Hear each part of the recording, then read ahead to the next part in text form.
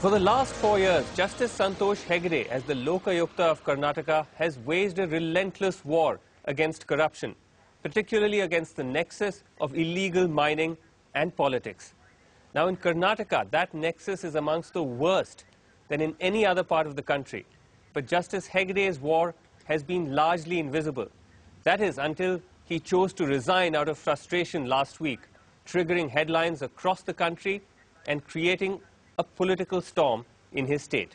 And he joins us on The Power of One. Thank you so much indeed, Justice Hegde, for joining us. You're welcome. Now, this is the first time in India that a Lokayukta has actually resigned out of frustration with the government, that they've not been able to take action. It's a very, very strong step you've taken.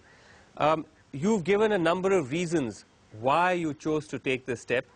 What would you say was the main reason? What was the main trigger point?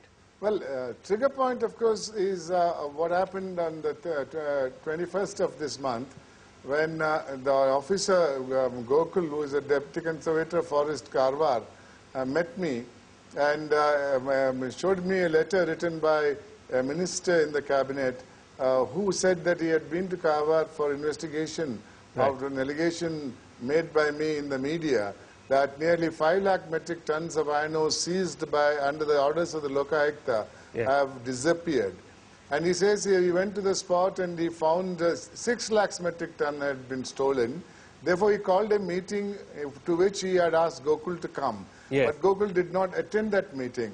So consequently, he writes a letter to the Chief Secretary saying that since I called for a meeting and in which I wanted Gokul to be present and he was not there, I suspect that Gokul himself has been involved in this illegal transaction.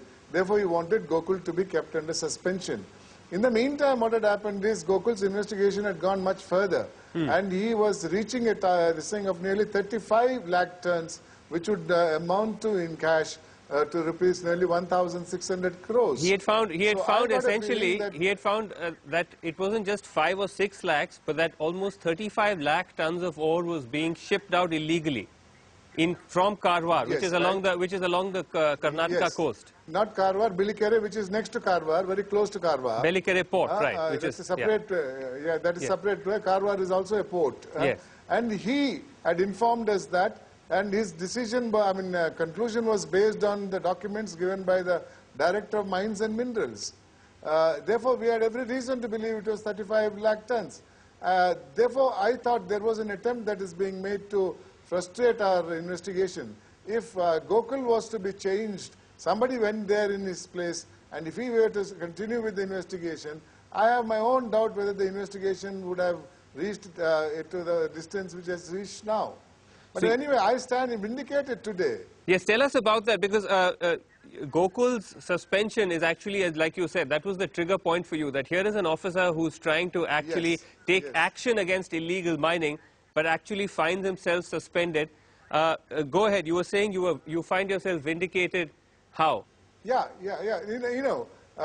me tell you, if he was involved in it, then he would not have filed an FIR. He would not have named 11 companies and 3 officers responsible for it and all. It was a very difficult decision for him to take, and he took the decision. But till yesterday, everybody went on denying it in one manner or other, but disappearance was not denied at all. Now, yesterday in the Assembly, the Honorable Chief Minister admitted that 35 lakh tons have been illegally exported from Belikere port. And there has been illegal transportation of iron ore.